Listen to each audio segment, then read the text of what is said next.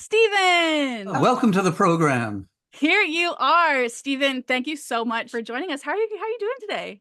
Doing very, very well. I'm out at the country now. We have a country place. It's about an hour and a half east of Toronto. We have a new kitten. We've got some nieces who are visiting us from England. And so Linda, I just left dinner early. Linda is out with the nieces having dinner in nearby Coburg. But it's a beautiful, beautiful day here. And I hope it is where all of you are as well. Yes, we'll find out where everybody's from. Awesome. Thank you for taking the stepping away from dinner to spend time with us. We're so excited. Before we get started, I'm going to give you kind of a preview of everything that we've done leading up to this, because this has been a pretty exciting adventure together.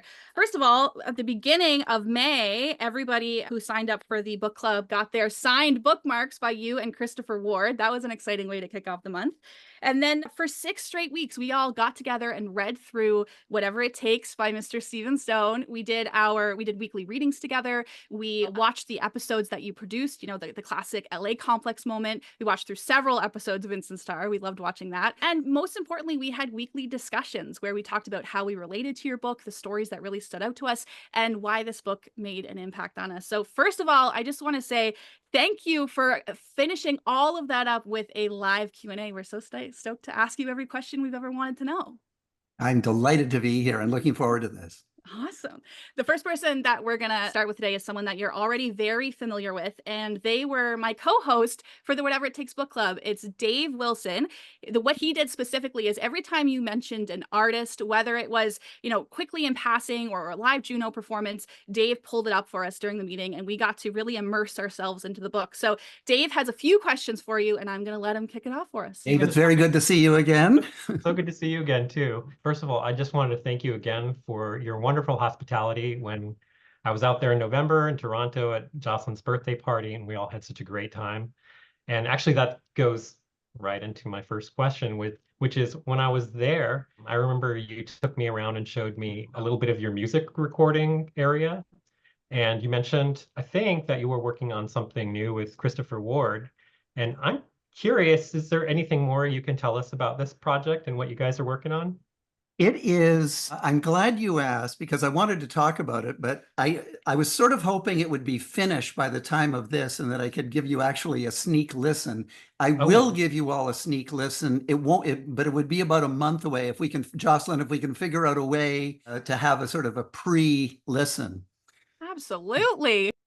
But what happened was about almost 2 years ago now, I may have mentioned this at the time, Dave, I had a series of very vivid dreams. And in the dreams, I would be typically either in the studio or being a performer and be being called up on stage. And it was just the most natural thing in the world. I wasn't worried. It was just, oh yeah, I'm doing this one more time. Get up on stage and I would sing a song. And when I woke up, the melody would still be in my head. So I just put it into my iPhone or I just scribbled down the notes. And a few months later, I thought, what am I going to do with all these little fragments? And what has been created, long story short, I call it a song that should never have been written, if written, should never be recorded, and if recorded, should never be released. And for the following reason, it breaks all the rules of pop songwriting. First off, it's 9 minutes long. 9 minutes of your life will go listening to this and consists of 9 different fragments. It changes tempo, it changes time signature, key signature.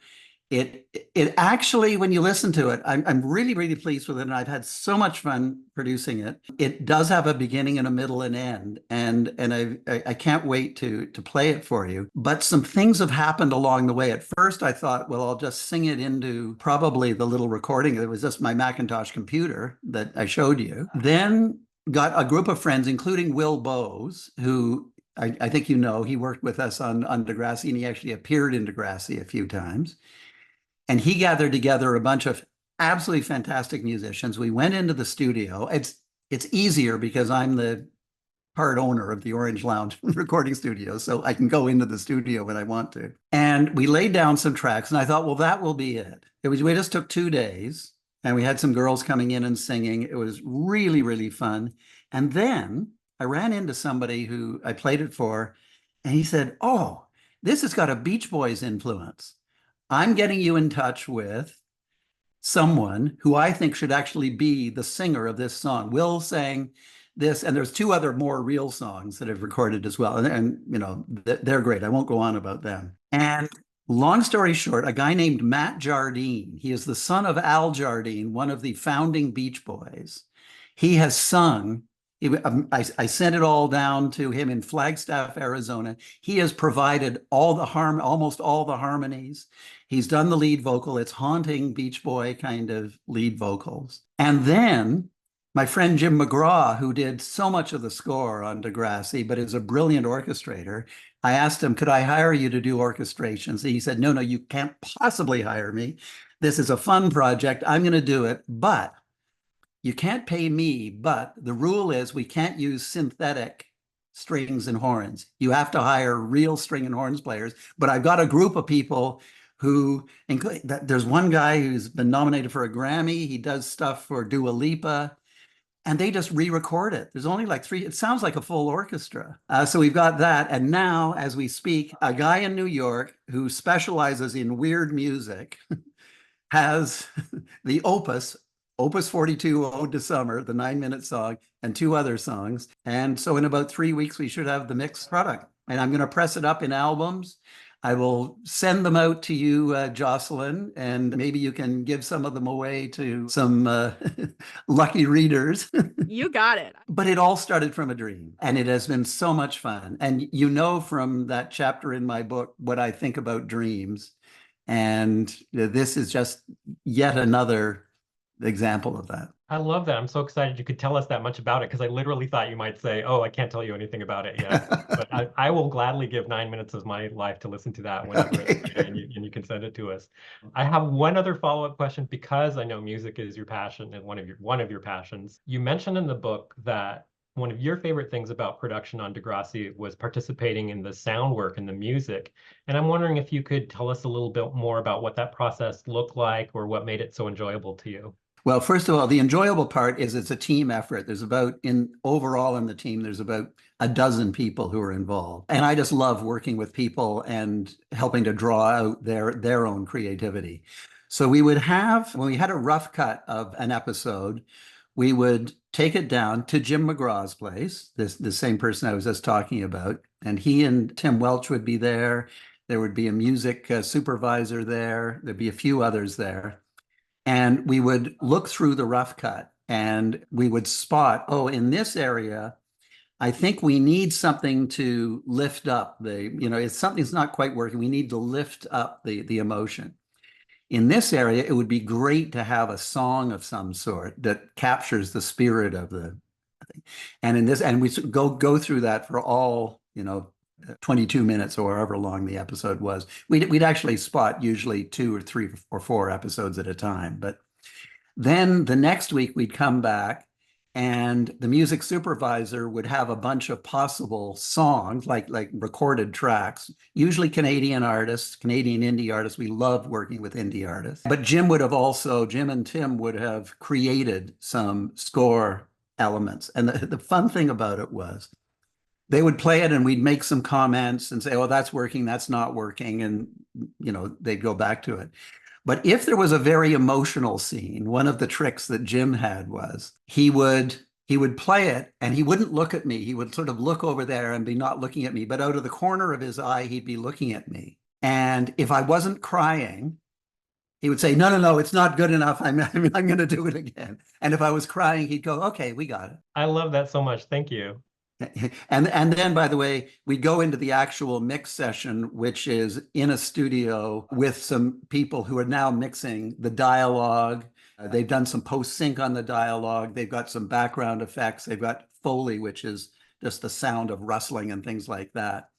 And you would not believe how much difference it can make just moving just a little bit of the background noise or whatever. And one of our tricks, which if you look at the episode, unfortunately, the sound on the end was really weird.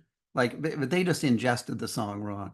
But if you listen on a DVD to the way it was actually supposed to be, let's say there's a conversation between Claire and Eli, and they're in the cafeteria.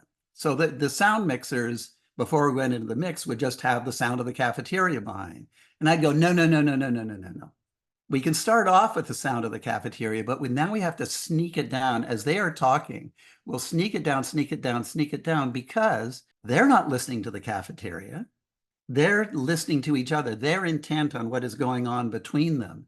So if you can watch out for that in some episodes, that actually now we're in people's heads. We found that to be a very effective. We weren't trying to be real. We were trying to be real as the characters would have sensed it was real. That's so cool. Thank you. Awesome. This has been great. I'm excited for all these questions because there's some great answers, Stephen. I have a question for you. I did get to ask you it before, but I would love for everyone here to hear this answer. One of the best parts that we loved about your book was watching Alana Miles on the Kids of Degrassi Street after you had mentioned her. And we're curious, at what point did you realize that Alana was a Kids of Degrassi Street star? I know I'd heard the name, and because she was going out with and did for many years, my friend Christopher Ward, and he and I had written songs together. So I was very aware of Alana, and I was aware that she had been on an episode or two, but I didn't really think anything of it. And at the time, of course, she was just Christopher's girlfriend, Alana. She was not Black Velvet voice of a rock babe, Alana Miles. That's incredible. It's so cool to see how those two worlds kind of collided so early on. Yeah. The next person we're going to meet tonight is named Nicholas, and we got big love to send to Nicholas because he's our event moderator for the night. So he's the one who's making sure everything happens and runs smoothly, and typically did that through our book club as well. So Nicholas, where are you from in the world, and what's your question for Stephen? Hi, I'm Nick. I live in LA. So you've made a lot of music, both as like a co-writer, co-creator, a lot of music. Is there any like one or a few pieces of music, like songs, just like an instrumental, anything that is your favorite? Yeah, and I think I mentioned it in the book. And it still haunts me when I watch the end of Time Stands Still. And as I said in the book, originally it was written, there was a lot of dialogue, people commenting on what had gone on and just talking, and it was working because what a powerful episode, but it wasn't really hitting home. And it was entirely by accident. Jocelyn, you talk about just sort of coincidences or other thing.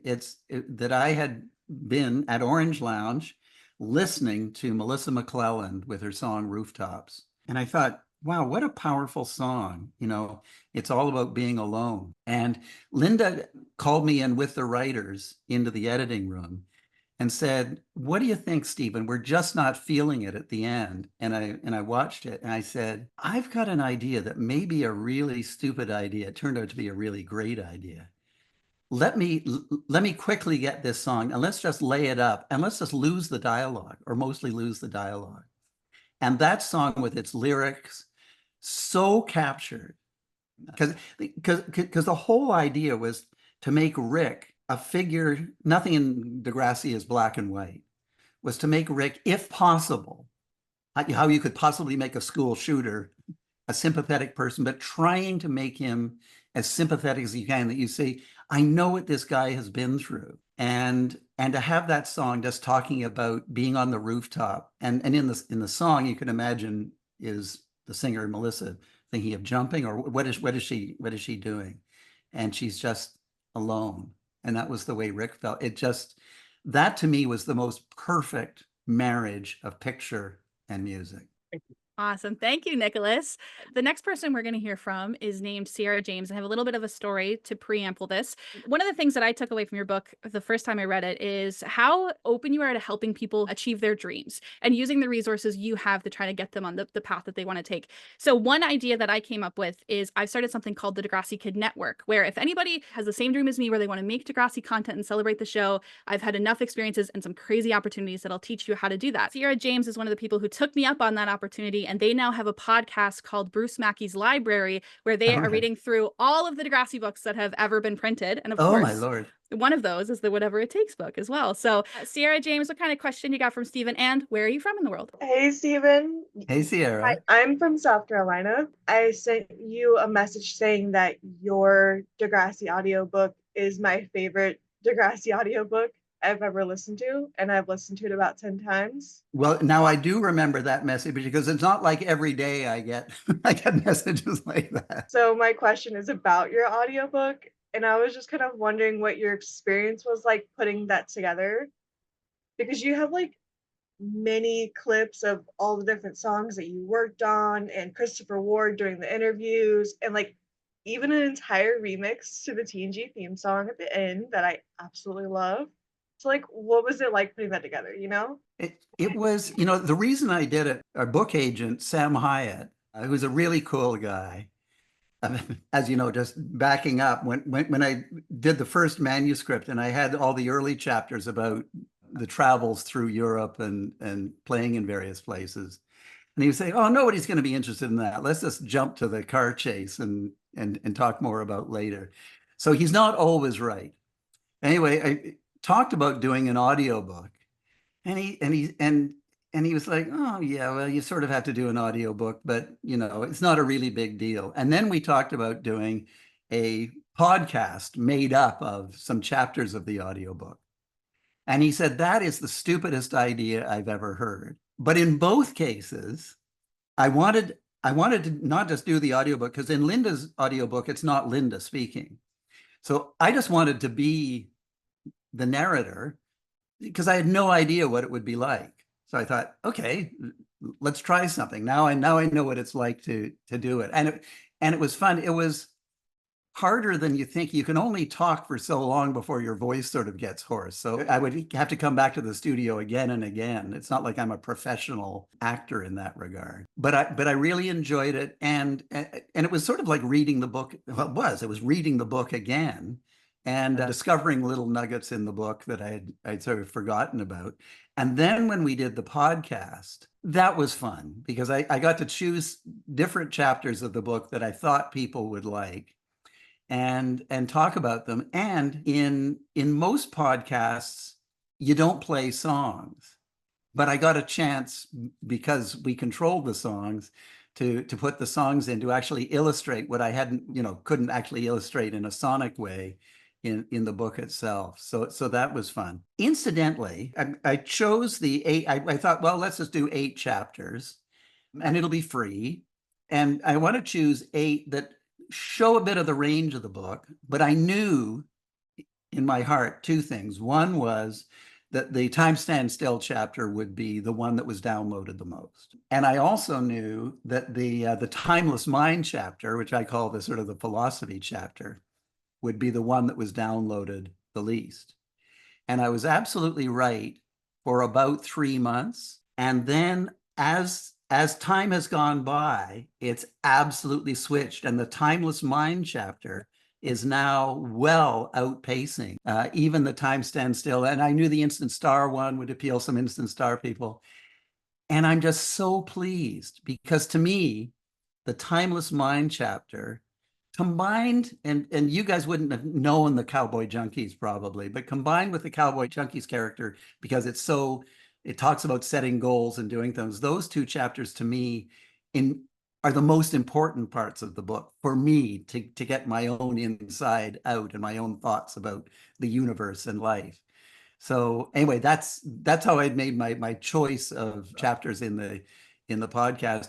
And why do we do the podcast? Well, the agent had said it was a stupid idea, so we thought, oh, okay, let's do it. That's incredible. Awesome. Thank you for your question, Sierra. And those 2 chapters stood out to us in our book club, both times with the Cowboy Junkies and the Timeless Mind. We did the exercise of when you think about your dreams, what are they? And how do you take mindless time for yourself during the day? So that was very cool to tap into the mind of Stephen Stohn a little bit. The next guest we have for you is named Kylia, and Kylia was also here for our Linda Schuyler Q&A, so she's getting the double feature. Kylia, where are you from, and what's your question for Stephen? Hi, Stephen. Hi. I'm from Massachusetts, and my question for you is, what are you most proud of about your book? Oh, that's interesting, because I don't think, I don't go around saying, oh, I'm proud of this or I'm proud of that. I'm sort of a more in the moment kind of guy, and I'm just sort of very thankful, first of all, that I was able to even do a book, and thankful that people have been interested in it. And I guess the thing that touches me the most is when people like Sierra say that they've read it and it has touched them in some way, and that they're and that's what we're most proud of generally in Degrassi. It's particularly if Linda or I mean, there's the obvious ones. I mean, people will come up and it's heartbreaking. They will say, "Thank you for saving my life," and it happens. You can imagine that it happens more often than you would think. But the ones that really we particularly love are when a parent or a kid talking about a parent just talks about how they talked about the show after it got them to talking about things after they'd watched a particular episode, because that idea of parents and their children communicating with each other as a family in an open way that's very, very powerful to us. So I sort of skirted around your question about the book itself. If I were proud of something, it is, but I've sort of done this all my life, is just doing it. There's an awful lot to be said for just doing something, for creating a podcast, for deciding, well, I'm going to do this. Nobody is going to listen to this particular song or whatever, but I'm going to do it. I'm going to make a little app, or I'm going to do something.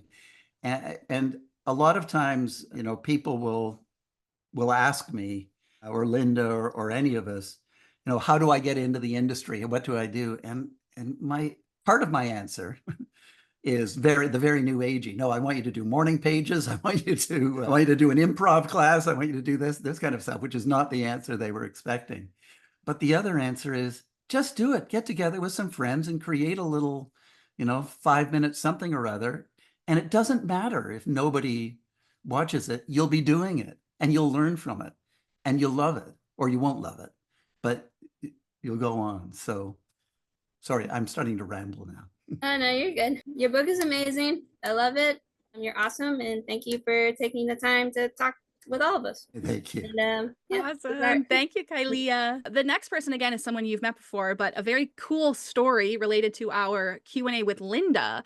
Last time we did this Q&A, Linda was like, oh my gosh, like half the people here are from Texas. Me and Steven are going to Texas. We'll have to do a meetup sometime. And then we all thought Linda was joking. And then a few weeks later, I got an email in my inbox saying, hey, it's Linda and Steven. We want to meet up with our Texas book club friends. Right. So that is the history of how you met our next person, which is Lily, who is from Texas. Lily, what's your question? Hey, Steven, it's so nice to meet you or see you again. Yes. And again, just first of all, just thank you for giving fans like Dave and I such a welcoming time when you guys were in Austin. My question to you, do you ever see yourself writing again? Linda and I both. I will say, I think it's more likely that Linda will write again.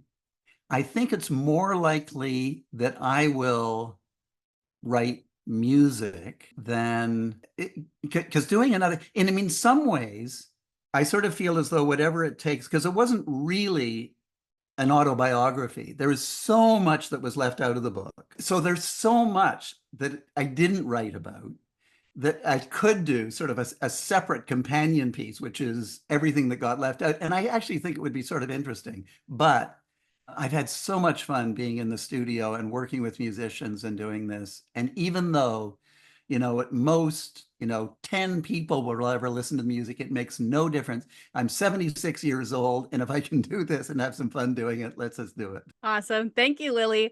I have a question for you, Steven. You meet Degrassi fans all the time. There was the Texas meetup. You and Linda hosted my birthday party. What has it been like for you to still be so connected to these Degrassi fans and meet them all these years later? Well, of course, it all started really with the Shooting Season 3 blog on the Degrassi website. And I don't know how many of you were around back then. This would have been in 2001, 2002, well, it was 2003. I started a blog called Shooting Season 3, and it carried on for several seasons. And there was always somebody, we'd be in season 5, and they say, what the hell is this Shooting Season 3? They're in season 5. And everybody say, no, you don't understand.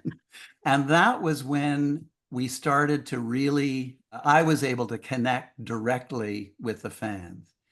Then when we started to do the mall tours, that was fantastic. And I didn't go on all the mall tours by any means. But if I was down or Linda and I were down, what I loved most about the mall tours, because there'd be, thousands of, kids there, they're fans. And we just walk up the line, get people some water, but just chat with people and get to know. And I turned to Linda one day and I said, you know what would be fantastic? If one day, one of the kids that we met at a mall tour, or certainly, again, clearly was a Degrassi fan, what if that kid grew up to be president of the United States? Wouldn't that be cool? And would have, sort of the kind of values and openness that we were trying to espouse in Degrassi. So that's my favorite thought of connecting. Oh, no. And then, of course, it's carried on. We connect in different ways now, and the book is a different way to connect. But running into people, it's always just a joy, because it's all about, I used to say to people at the studio, you may think we're in the television business. We're not. We're in the engagement business. And we just happen to be using television as our prime method of reaching out. But it's the engagement that we're after, whether, yes, by television that draws people in, but on the web, in person, however we can do it, we want to be where they are, and we want to be touching people where they are. The next person we're going to meet is Casey, and Casey really joined our community at the start of the book club and dove right in, came prepared every single week to talk about the book. Casey, where are you from, and what's your question for Stephen? Hi, Stephen. I am from the Chicagoland area, a little bit north by the border of Wisconsin. My question is whether it is a character arc or storyline in Degrassi, which are you most proud of telling? I think it is, and Linda's talked about this before. Things change over the years. And so telling the same story again and again sounds like, oh, we've run out of ideas. But because we were and this was entirely Linda's thinking, and it wasn't like she knew what the ramifications would be. She just thought, I'm going to cast age appropriate. But one of the ramifications that she never thought about, and it didn't really impact the Degrassi Classic, junior high and high, but it started to affect us in 2005 and 2006. The characters were already in their final grade, and so what do you do? And of course, we carried on, with some of them beyond into university life and things like that, which didn't work out as well. What we realized was it was the school, and it was the environment, and it was the storytelling. So now we have the younger crop of characters that everybody assumed, well, they love the old characters, they're not going to like the new characters. And in fact, the audience told us they hated the new characters, we're doing it all wrong. And 4 weeks later, they love the new characters. So the abortion storylines are sort of the obvious one, and Linda's probably talked to you about those. But the early days where the twins, and what a beautiful way to tell an abortion story, where one twin sister doesn't approve of an abortion, but supports her sister anyway. And then with Emma and Manny, I mean, what a fantastic way to tell the story, when Emma, wouldn't exist if Spike had an abortion. But Manny, is going forward anyway. So they support each other, they carry on. But differently, back in the day, we couldn't go into the abortion clinic. That was too much, even in Canada. Canada's never had the thing about abortion that the States has had. But even in Canada, there was no way we were going to do more than go up the steps. We didn't even make it up the steps in the PBS version. But with Emma and Manny, we made it inside, walking into the clinic. And of course, when Lola had her abortion, it's the abortion story. It's all the same. But it was entirely different. I mean, we were actually able to go into the procedure room. And I still get moist eyes when I think, and I always misquote it, and Jocelyn knows, and Dave, because I've talked about this before, and I always cry when I talk about it. And by the way, as some of you know, I forever, and everybody forgives me on set, sometimes I'll call them Cassie, and sometimes I'll call them Manny. Sometimes I'll call them Lola. Sometimes I'll call them Amanda. And everybody just knows who I'm talking about. But so I was just about to say, when Amanda is in, and she's bantering back and forth with the doctor, and they're talking about barbers in the old days and things like that. And then she turns to him and says, is this the first time, you've ever done this with a girl my age? And he says, it's not the first time today. And it's like, oh my God. I mean, this is not just one girl's story. And of course, a central theme of Degrassi is you are not alone. Talk about not being alone. And my eyes are watering even as I think it. I just love that scene. It's just so poignant. And then we go to commercial. Thank you so much. Oh, it's so beautiful. Thank you so much for your question, Casey. The next guest we're going to have is Lizzie. And a fun fact about Lizzie is that she was not allowed to watch Degrassi when she was younger, but now she is watching the show with her mom, who is seeing it for the very first time. Lizzie, Okay. where are you from and what's your question for Stephen? Hi, Stephen. My name is Lizzie. I'm from Houston, Texas. My question is kind of the episode we were just talking about. Accidents Will Happen was a very, very heavy hitting episode, especially for the US. It was banned for, quite some time. I was wondering if maybe because of the way that episode ended up being played out, if there was another episode of Degrassi that when you guys were making it or when it came time to be like released and sent to the network to put on the air, if you or Linda were maybe having some second thoughts, or are we going to get canceled because of this, or are we making a mistake, or if there was just any other episode besides kind of the same situation as Accidents Will Happen. Yeah, there were a few other episodes, but I'll mention one, the cutting episode. We weren't concerned about getting canceled or anything like that. We were very, very concerned about copycat. And as we did with all of these things, and of course, the later Cam's suicide, it took us 13 years. From the very beginning, we wanted to do a suicide story. And we were never able to find a way in that we felt would treat it, in our view, properly. And of course, the idea that, people might watch something and actually take their own life would just be abhorrent to us. So we came at that episode very, very carefully. And we knew that it had to be a character that people loved. I mean, the Degrassi way is not to bring in somebody for 3 weeks to have an abortion or cut themselves or doing, no, it has to be a main character so that it's a believable and the audience could relate. We had psychologists and psychiatrists, not just on our own, but the networks had it as well, literally going frame by frame. What do you show when she's on her arm? You do not want to show a spark of blood. At what frame can you end it? And even despite how careful we were, and it was the only reaction that we saw, there were a series of girls. There was a newspaper story in Ottawa, Canada, where a series of 11 girls had attempted to cut after watching the episode. So that horrified us. It turned out to be, it was kind of an overblown story. They were, just sort of, they built it up. But anyway, that's the thinking that goes on behind the scenes. Thank you so much. Awesome. And thank you, Lizzie.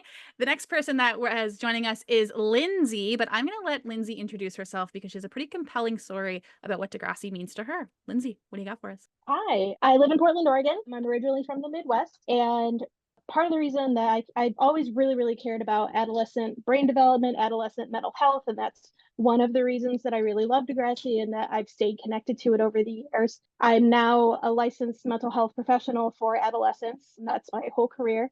And Degrassi just stays relevant. So with every year of my adulthood and every rewatch, I think more and more about, I really love the rule that the characters, the kids, solve their own problems, that the adults only exist relative to our young characters.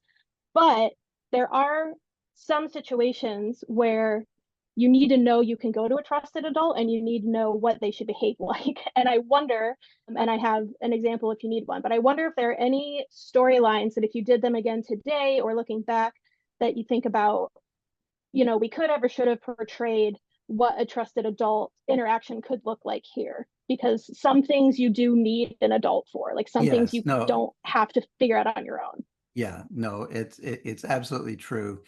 I'm not thinking of one right now. It'd be interesting to ask the same question of Linda. What's the example you were using? Holly J arranging her own kidney donation situation without her parents involved at all, and the way her parents were just like, well, off you go, find your birth mother, figure out if she's a match, and Holly J, hiding from her parents the difficulty that Dawn was a match and there's a financial barrier, and her parents could have, if Dawn had had that conversation with Holly J and her parents would have known right away, like, oh, you are a parent, you have a career, this is such a significant thing that we're asking, you need to be able to pay your bills, instead of a kid going like, oh, she wants, me to buy her organ. That whole situation is one of the big ones for me. If we were bringing Degrassi back, and I'm hopeful, by the way, I mean, there's rumblings behind the scene. It's not Linda and me. Wild Brain owns the show now, but I can say that every day we think, oh, the phone could ring and they'll say, oh, there is now a path forward to a new franchise of Degrassi, which, as you know, I hope would be called Degrassi: A New Hope, but it won't have anything to do with me. But certainly one of the stories we would tell would be trans youth. Do the schools tell the parents that someone is using a different pronoun? And what is the line between, the rights of a child who is only a child? At 15 or 16, your brain has not fully developed. So at what point are you trampling on people's rights, or at what point are you actually reinforcing them? And it's a very easy answer if you have good parents. And the difficulty is, what if you don't have parents who understand or who will be supportive? And so when I hear a lot of the arguments, and they're down in the States, but it's also up here in Canada, oh no, the parents need to know. Yeah, the parents that I think of need to know, but there's parents out there that, and they don't even have to be abusers, but they're just oblivious and they're not helpful. They could be, maybe they don't need to know. I don't know. But you raise a very, very valid point. And I think it's possible that we've overreacted. From Linda's book that WGBH had originally desperately wanted there to be the woman, the cat lady, we call it the cat lady down the street, who sort of sums it up and says, oh, this is the answer. This is what you should have done. And then we roll tail credits.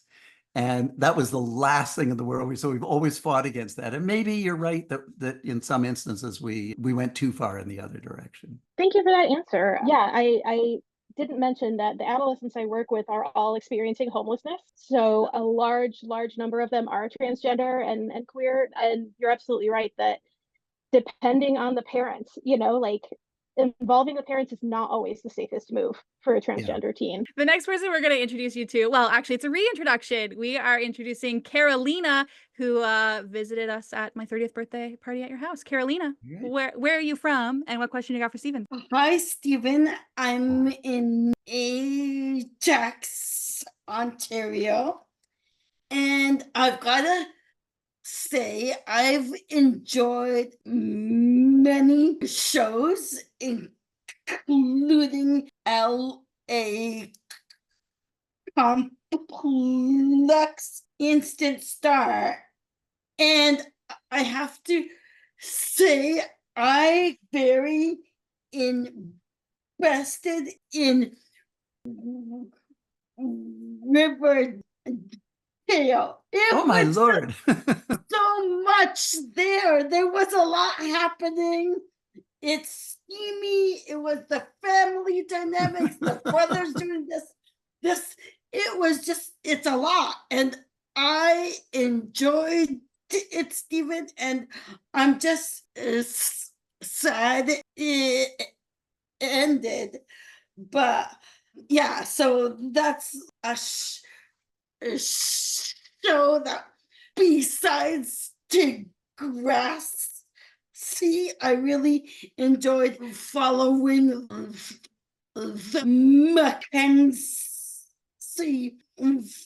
family, everybody, everything. I just loved it all. Okay, so now I'm asking, which TV show are you most proud of? Okay, that's an interesting question. And, one answer is the TV shows and the different episodes, they're like children and you're not supposed to have favorites. But it's different for each show. I love, of course, let's leave Degrassi aside because it's an institution. So it's hard not to be most proud of Degrassi. I loved Instant Star because of all the music. I so loved being involved with all the music in Instant Star. The LA Complex was so much fun doing. Martin Garrow is a brilliant writer. And I think it was mentioned in the book, but for the longest while, the Abby character was actually going to be Manny, and it was going to be a carry-on of Degrassi itself. But the whole concept, I thought the characters that were created were just so engaging. And I love, you're the first person in years who's talked about Riverdale. We love that too. We thought we'd be producing Riverdale for the rest of our lives, and everything, we thought 40 years later we'd be, getting awards for producing this long-running soap opera that was doing, and it turned out that we did, but it wasn't Riverdale, it was Degrassi.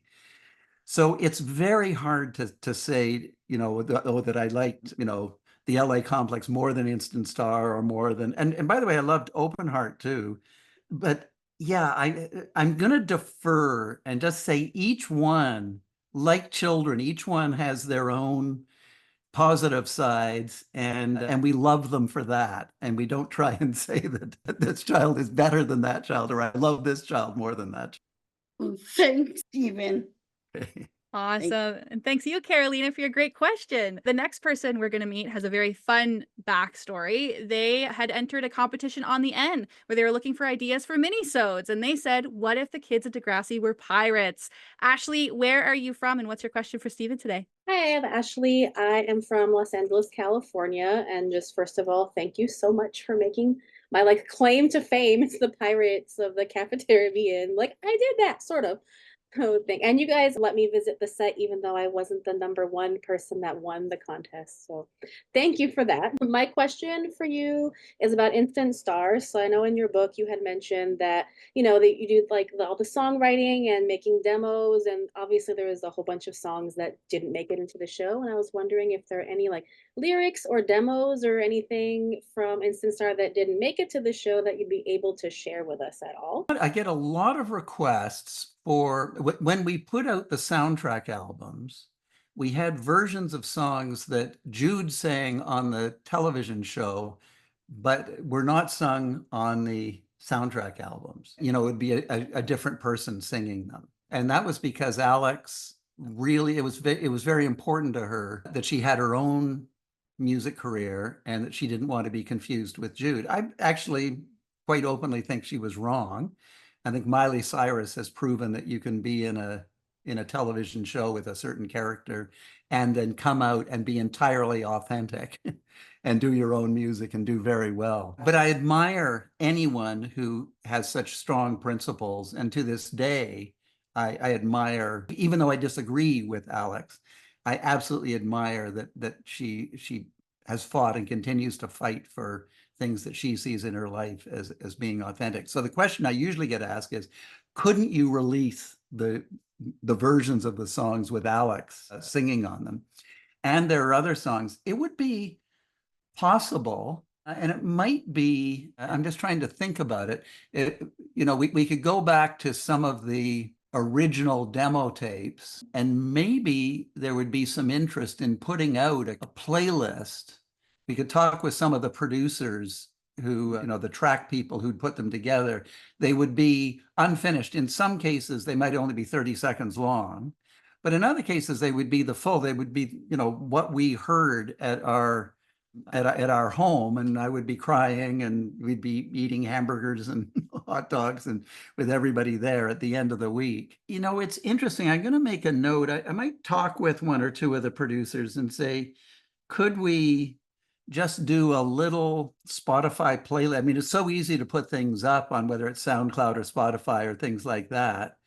It could be done in a more private way, maybe on SoundCloud with a password, or it could be done in a public way. I'm not thinking that a lot of people would listen. Clearly, at least you would listen. And I'm thinking a bunch of the people on here.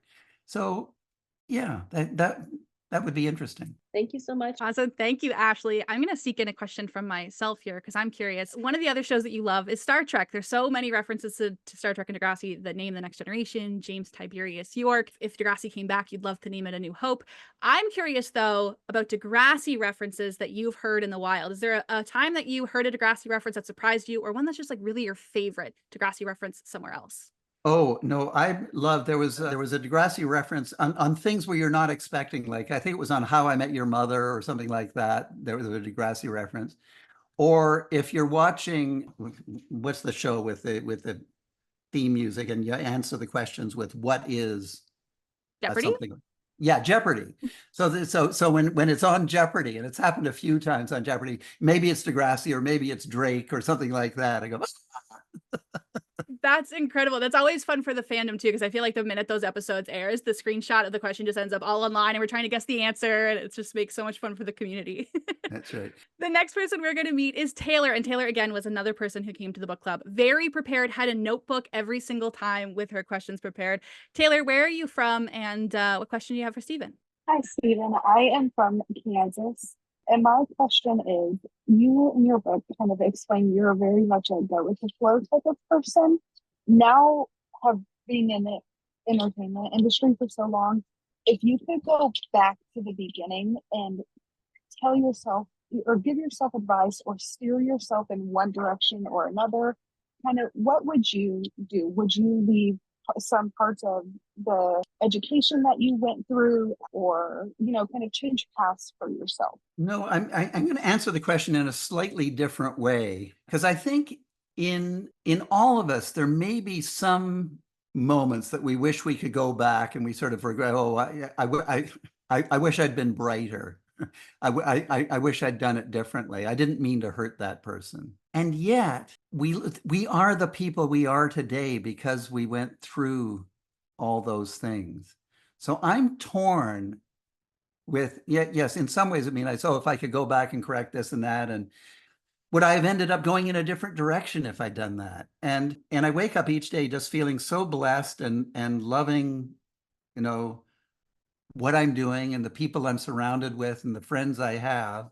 I'd be worried about going back into the past and changing something, and it actually had an effect on the future. I mean, I know we're talking about Back to the Future kind of things. So Stephen King wrote a book called 1963. I don't know if any of you are Stephen King fans, but it's about somebody who is able to go through a door and go back in time, and can he stop the Kennedy assassination? It's quite a fascinating book, actually.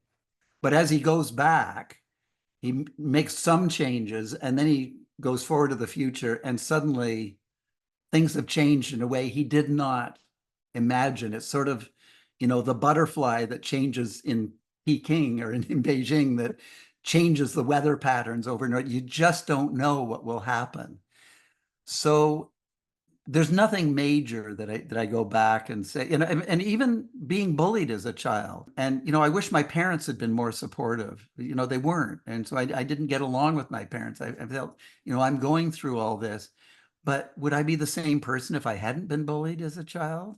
I'm not recommending people go out and get bullied, but I would say no. I don't think I would take that opportunity to go back and change anything.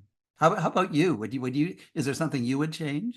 Is that why you asked the question? No, I mean, just, with like higher education, stuff like that, a lot of times people, whether they use their degrees for what they do in their life or not, just kind of, you focus more on like law, but in the beginning, and then you ended up here. So would you, if you went back, start there, or would you start on a different path? And I will answer that by saying I think there is, and particularly the exercises, the goal setting and everything that I did, I think I probably would have ended up, whether I'd done the law or not, in a similar kind of way. But, I don't regret doing the law. I mean, I've got still today a very successful law firm that has 7 entertainment lawyers in it. And I don't practice law really anymore, although technically I do.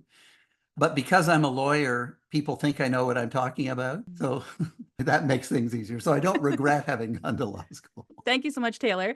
The next person that we're introducing is a reintroduction again. We're introducing Shannon, who had come to the Toronto birthday party. Shannon, where are you from and what's your question for Stephen? Hi, Stephen. It's nice to see you again. I'm from Ohio. My question is, what do you imagine Degrassi looking like today if it was on right now? If I were bringing it back, I'd bring it back in a similar way to what we did in 2001. I'd start off with probably with a 2-hour special or something like that, but I'd have a bunch of the characters that you know and love. And there actually exists a script that Michael Grassi and Ramona Barkert wrote that I think would be brilliant. And it was actually, if I can, it was actually based on an idea I had, but I only had the idea. They put it in the thing. And the idea was Love Actually, where you've got you've got 8 different storylines going on. And it ends up, and part of it is the characters you know and love, and part of it is the new characters, the school choir and others that are there, and they interact in some ways, and it comes together at a concert at the end of the show. And so you're introduced to the new characters, and then they can carry on into the new series. And for the first season of the new series, I would not immediately go into really heavy topics. I'd really want to build the characters, have lots of drama, but more romance, and not abortions, not heavy emphasis on things that Degrassi has known but over the years, because if you think of the 525 episodes, so many of them had humor and lightness and romance and firsts, and really get people invested in the characters, and then slowly bring in some of the heavier topics. But certainly there would be the divisiveness in society. The artificial intelligence is going to change all our lives. I mean, 5 years from now, we have no idea what the world is going to be like. It's going to be so different, even just in 5 years. And in 10 or 15 years, it's going to be, I think we're at a singularity where we just can't even imagine what the world is going to be like. So I'd love to explore how that is affecting people and will affect people. If I were doing a new series and not Degrassi, I would create a character who was a half robot, half human, and the struggles that they would go through, and may not even know that he or she was that, but gradually discovers that they're not, and integrating with people who think that they're human, but they're not, and all the difficulties that will be as a kind of a mirror to the kind of things that are ahead of us. But that's not the question you asked. Awesome. Thank you so much for your question, Shannon. I'll also remind you at the end of this, if you want to send that script our way, I'll send you a reminder email about that. Next Degrassi fan we're going to meet is named Jolene, and Jolene is a huge fan of the original Degrassi, but has found the love for the next generation. Jolene, where are you from? And what's your question for Stephen? Hi, Stephen. How are you? Hi, Jolene. I'm Jolene, and I'm from San Jose, California. And yes, like Jocelyn said, I actually grew up watching the Degrassi High and Junior High. Big fan. So my question is, and I love the book, by the way. My question is, if you could go back in time, what would you change differently pre or during or after Degrassi or any other music career or other productions you have done? If I could change one thing, now we've had the conversation that I wouldn't go back and change it. Yeah. But I would speak with Alex Johnson when she was 17 years old. And if I could change her mind and say, no, you can have a character on television, you can play that character, you can sing songs and release albums under that character without affecting your ongoing music career. I mean, she's had a fantastic music career on her own as it is.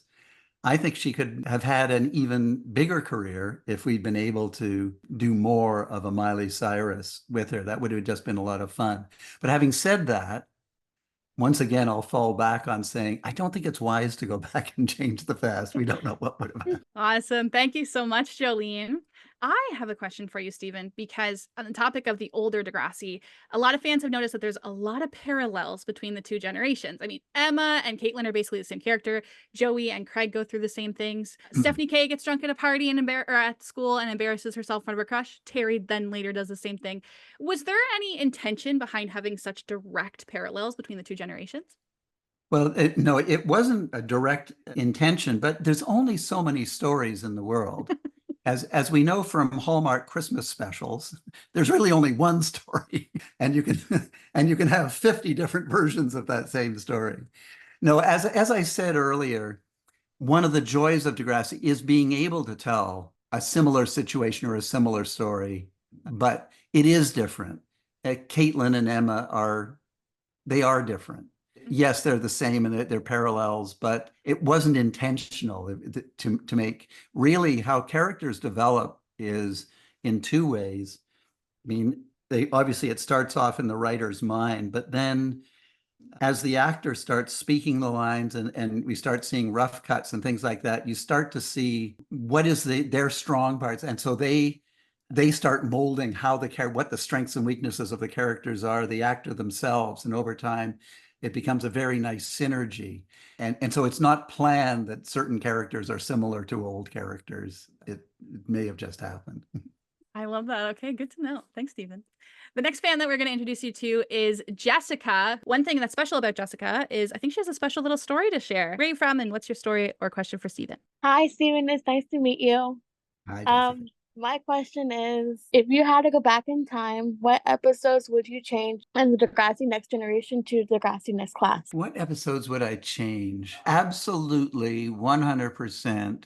Spinner and Emma would not have gotten married, or if they did get married, no. they would have annulled the marriage or whatever. They would have realized the error of their ways, and Sean would have come back from Afghanistan, and he and Emma would have 4 kids. And Okay. Oh, wow.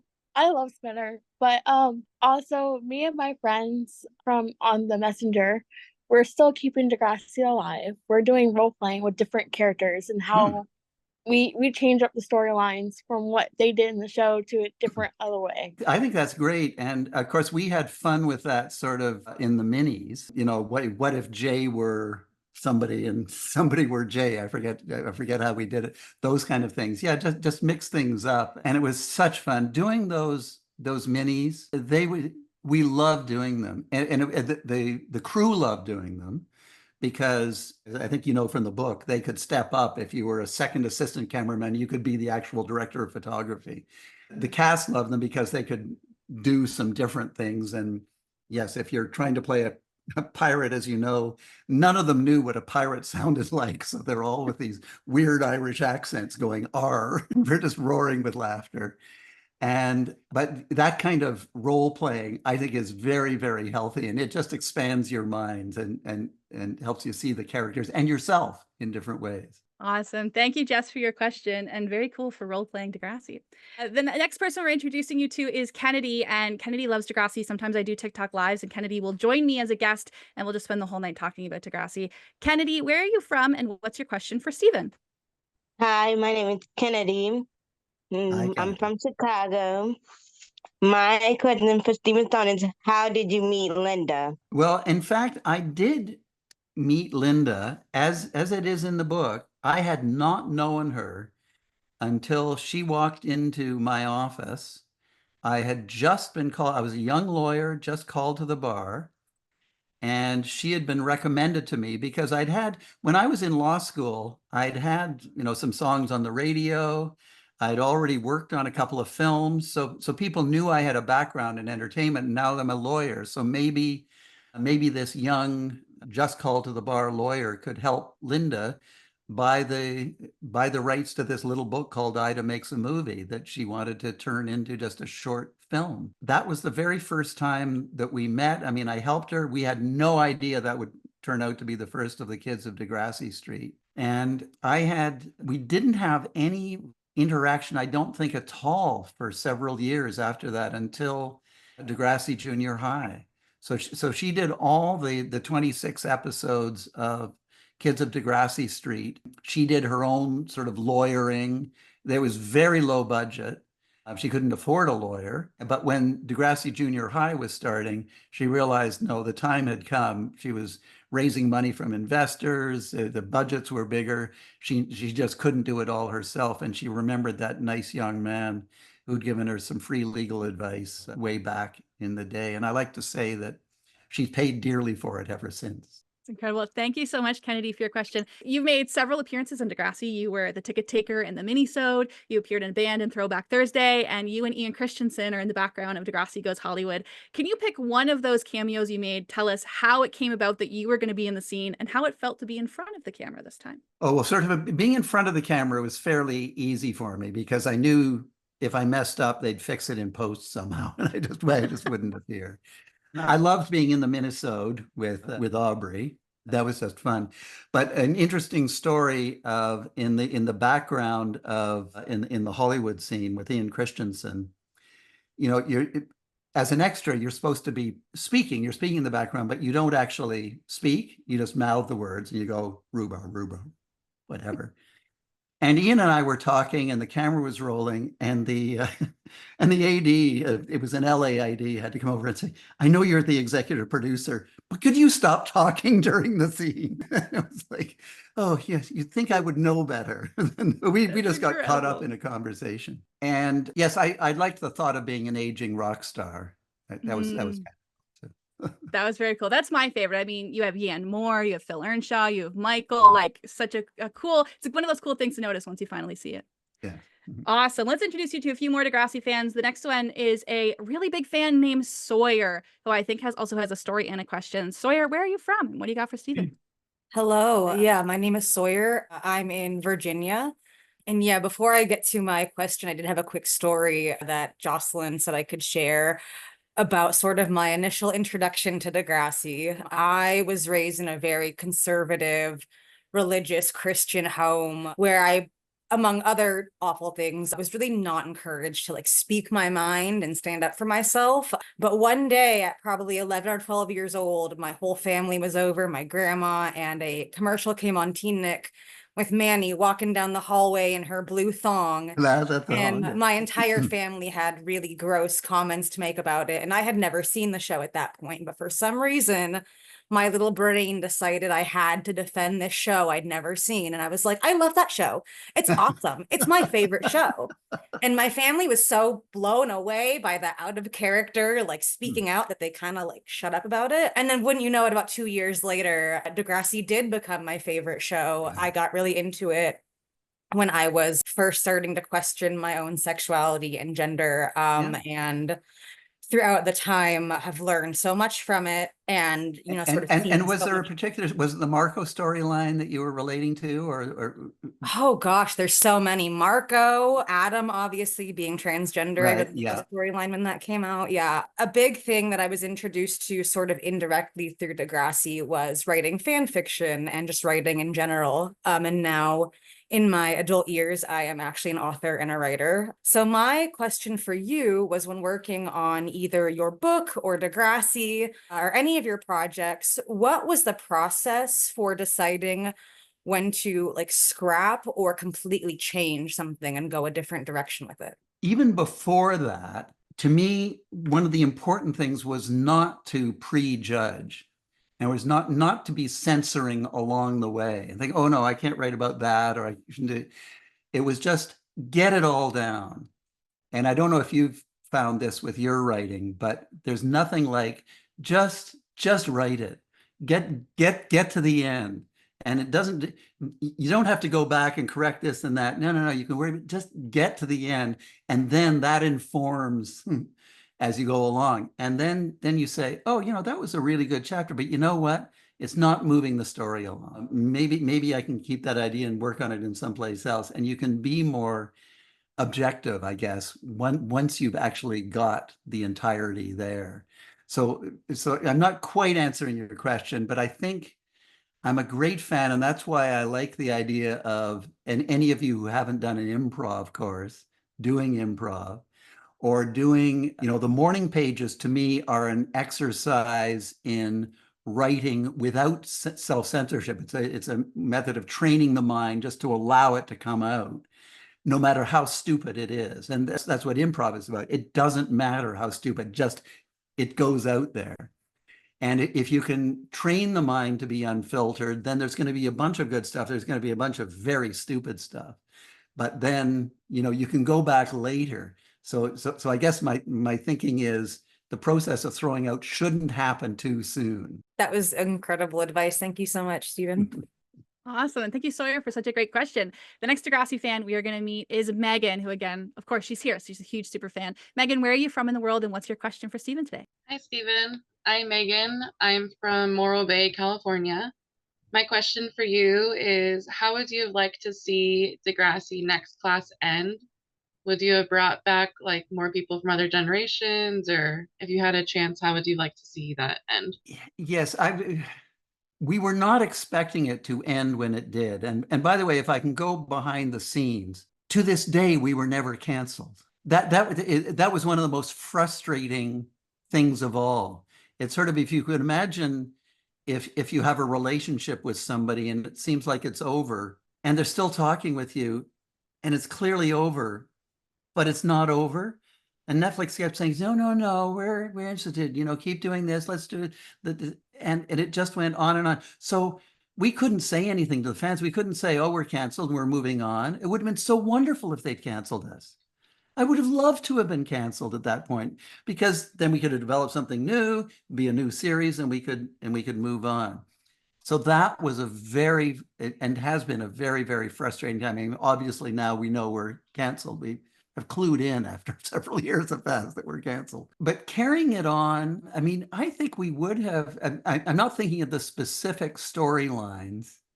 It would have, one thing I will say, we were learning still by the end of next class more about the different storytelling in an era of binge watching. And there's something nice about the old way of doing things where episodes come out 1 week at a time. And if I were going back and then bringing, let's say that it was the next year and we were carrying on next class, I would have been very tempted to say, no, don't put everything out all at once. Let's go back to it. First of all, I would have done it as an hour long, probably with more adults. Lindsay, you would have been pleased to see that, because then we can get back and forth. So some adult storylines, hour longs, and once a week. And yeah, when the series is out, yeah, you can binge watch. If you want to come in late and you want to binge watch everything, fine. But let people have a week to talk about the episode, to message back and forth, to engage with their friends, to talk over the water cooler about the episode before you know what's happening. Because it just all collapsed into what was essentially, in a 10-episode season, it was just like a particularly long feature film. And I think it would have been better paced out. So I don't know whether that's probably not you're probably wanting to know where the characters would have gone. But my truthful answer to that is I don't know. But I think that the process would have been different if I'd had my way. Thank you. Awesome. Great question, Megan. And just to echo on that, I totally agree, because at the time what was happening is one of the seasons would come out in America first and then come out in Canada later, or vice versa. And as Degrassi Kid, I was put in a tough spot where I was like, I can't even talk about it, because either I'm going to spoil half of my audience who's fans with me, or I'm going to get spoiled. So I agree. Week-long episodes, let us the fandom thrive on it. I have a Degrassi fan, which you've already met before. Her name is Evie, and again, that Degrassi Kid network I told you about. Evie has her own podcast called Degrassi Schools In, where she's been a huge fan of the Next Generation and Next Class, but now she's watching from Schools In to Schools Out, Degrassi Junior High to the movie. Evie, where are you from, and what question do you got for Stephen? Hello, nice to see you again, Stephen. Hi. I'm from Virginia. And my question, a lot of us connect to Degrassi because we identify with particular characters or storylines. What character or characters from Degrassi do you see the most of a young Stephen Stohn in? I'll just answer, I'll go back to improv and just say Eli. Okay, good answer. I think, the difficulties that he was going through, his heart was always good. And he just sometimes saw things in a weird way. I think a lot of the characters that resonated with people were the characters that had heavy mental health storylines. So I like, for me, for example, the characters that I identify with most are because of those aspects. So and who are your characters? Esme, Imogen, Adam, Fiona, Lola. I would have guessed Imogen with you. Yeah, Imogen, definitely. Myself in high school, I can see a lot of myself in Imogen. So awesome. Thank you so much. And again, good to see you. Awesome. Thank you, Evie. I do personally have 2 wrap-up questions for you. But first, I just want to say a shout out to the people who joined us, who didn't have a question, who just wanted to be around. We have Allie, Gina, Eugene, Ashley, and Crystal in chat. And I am going to put Gina on the spot because she told us an incredible story before she joined. Gina, will you tell the good news to Stephen? First, I just want to say hi, Stephen. I got to meet you guys at your house for Jocelyn's birthday, and we really enjoyed your hospitality. And I'm really enjoying all the time you're spending with us tonight. It's so generous and it's so fun. But I have my own Degrassi script going right now. I have raised 3 kids, and I'm having a surprise baby now that my youngest is going to be a senior. And so I'm going to be, my son and his wife called to tell me that they're having a baby. And then I called them back the next day to tell them I'm having a baby. And we're having it on the same day. So that's very Degrassi-like. Yes. Here we were bragging. We're like, oh, what are we going to do with our time and lives? And then we're like, oh, I guess we're going to do this again. So I'm part of the old school generation. Like, my favorite characters like Stephanie K and Joy Jeremiah and all them. But I have really enjoyed watching the new generation with my kids. So we had to do a Degrassi name. So I like Ellie and Holly J. So we have Ellie J. Okay. Oh, wow, that's fantastic. In October. I'll tell Linda. I thought you'd enjoy that. Yes, I know Gina didn't submit a question, but when we joined the call, she had updated us with that news, and I was like, well, we have to tell Stephen. That's incredible. Awesome. Thank you, Gina. And I have a few just wrap-up questions for us before we end the night. You touched on it a little bit earlier about the next class ending and kind of feeling like a breakup that's unresolved. But the good thing about Linda's book is we got to hear her inside her brain of what was going through those moments. In those final moments, what did that feel like for you? When was the moment that you finally accepted, okay, they're not going to call us back, this isn't happening? No, I wish there was a single moment. And it was, I mean, you fear, but you're being held out. And they never said, ever, we never, ever heard the words, you're not coming back. It was just, oh, no, there's, we're thinking about it. We're moving in a different, we're hiring different people, just be patient. And so, eventually one day you wake up and you realize, we're 99.9% it's not going to happen. But even then, it's not like we could create something and go to a different network. But by the way, when you talk about sort of the final scene, I would always be, I tried not to be on set too often because I would just get in the way. But I mean, I enjoyed doing tours and I enjoyed dropping by the set and doing that. But I was always there, of course, on the last day of every season. And so I was there on that last day. And I would always cry. I mean, everybody would cry. We'd all, we'd be all off scene and we'd try not to make people cry if they were having to go off and actually act in a scene next. But as it got closer and closer to the end of the day, and actors who weren't even in that day would be gathering around, and we'd have a cake and we'd have, some champagne and beer and whatever ready and pizzas, and we just cry.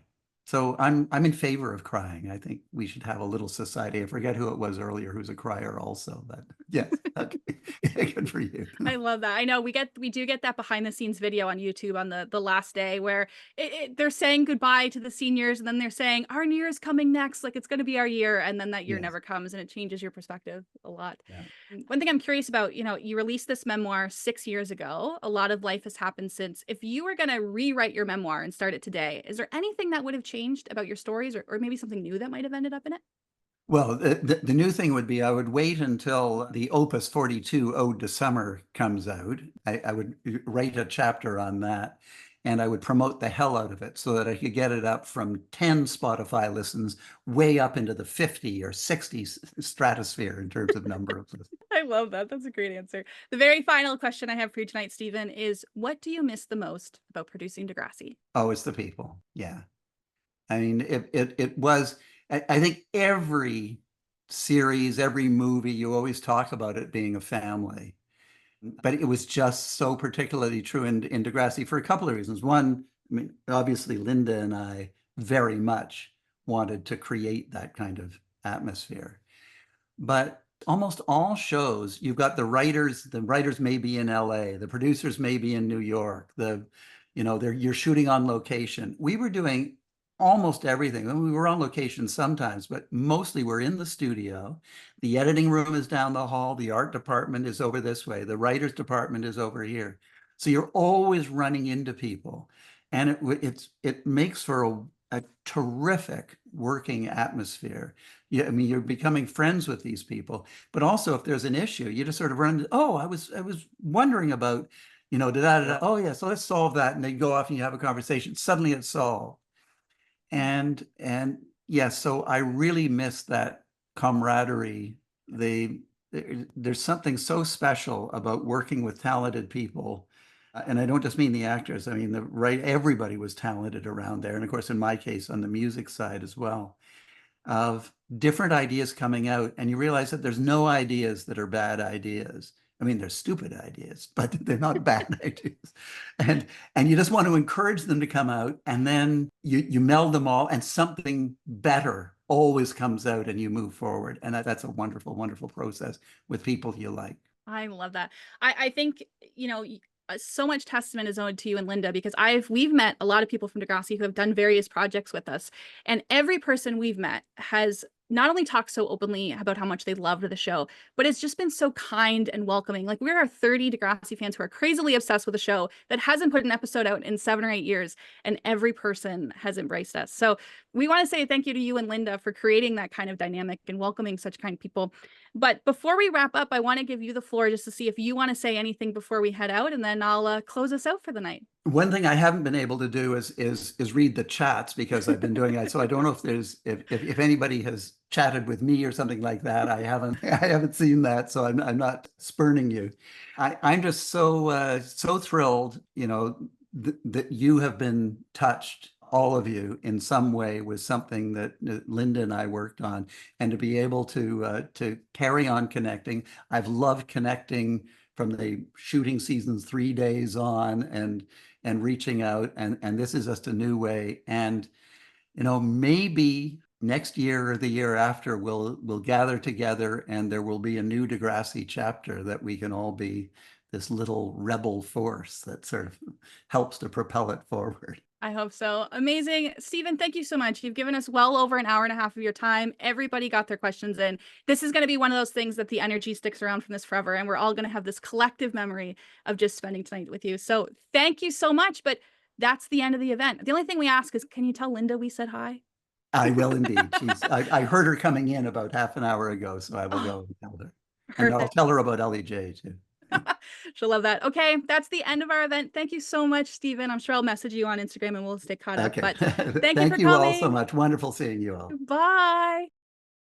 Thank you so much for coming to our live Q&A with Stephen Stohn, the executive producer of Degrassi. We are sending a huge thank you out to our Patreon subscribers, including Stanley Samuelson, who sponsored this episode. Stanley is the reason that we have a video edit of the podcast, and everybody who came to our live Q&A is also going to get their own personal video of their moment with Stephen, which is huge. Thank you so much, Stanley. We're also saying welcome to our brand new Patreon subscribers. Those members are Katrina and Zach, Tomer Zibman, Alyssa Shaw, Chris Beth Carey, Angelica Claire Busto, and my brother, Brooks Claybourne. Thank you guys.